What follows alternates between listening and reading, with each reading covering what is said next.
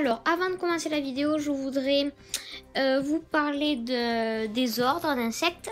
Alors, je vais vous expliquer ce que c'est. Donc, afin de classifier les insectes, les scientifiques les ont séparés en une trentaine de groupes appelés ordres. Les représentants de même ordre ont des liens de parenté qui sont basés sur la forme de leur corps, de leurs pattes, de leurs pièces buccales et tout particulièrement de leurs ailes. Donc, le nom scientifique donné à chacun de ces ordres se termine habituellement par le suffixe pter qui signifie aile. Donc, admettons par exemple orthoptère. Ortho vient du latin par exemple orthos qui veut dire droit. Et avec donc le suffixe pter qui vient donc du latin pteron qui veut dire aile, ce qui signifie que tous les orthoptères donc ont des ailes droites. Et voilà comment fonctionnent les ordres d'insectes. Ça permet, en fait, c'est un moyen plus simple de classifier donc les insectes. Alors ici on a une abeille qui fait partie de l'ordre des hyménoptères. Alors ici on peut voir une guêpe qui fait comme l'abeille partie des hyménoptères, car elles ont quand même des attributs communs. Ici, on peut la voir en train de se nettoyer les pattes sur un toboggan. Je vous montre pour que bien vous le voyez. Hop. Là, je pense qu'elle cherche à faire un guêpier. Alors, je sais pas ce qu'elle fait.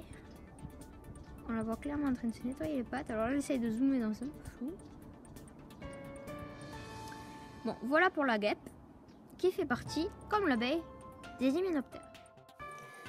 Alors, maintenant, nous allons voir les oothèques de menthe religieuse.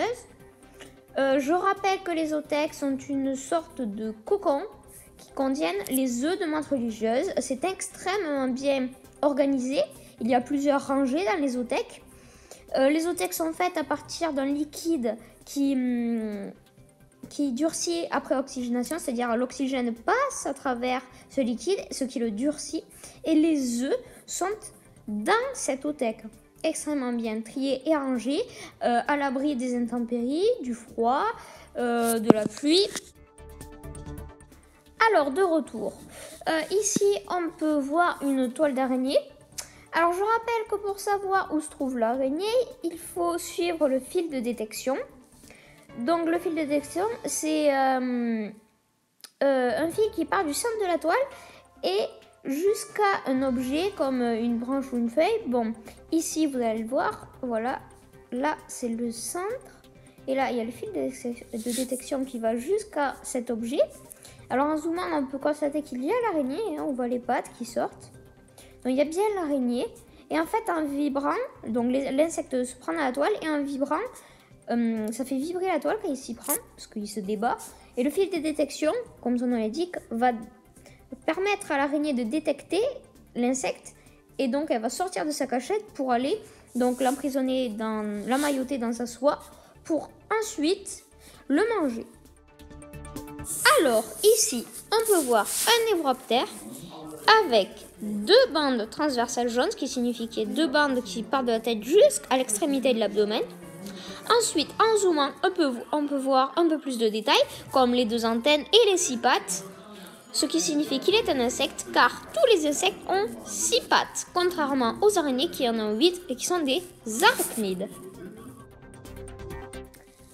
Alors, ici, on a une araignée qui fait partie, comme toutes les araignées, de l'ordre des aranéides.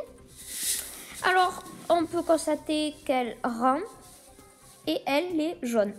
Alors ici, on peut voir une araignée sur cette toile. Alors là, c'est drôle parce que sur l'écran, on voit pas la toile, on voit juste l'araignée. On a l'impression qu'elle vole, mais là, il y a bien la toile.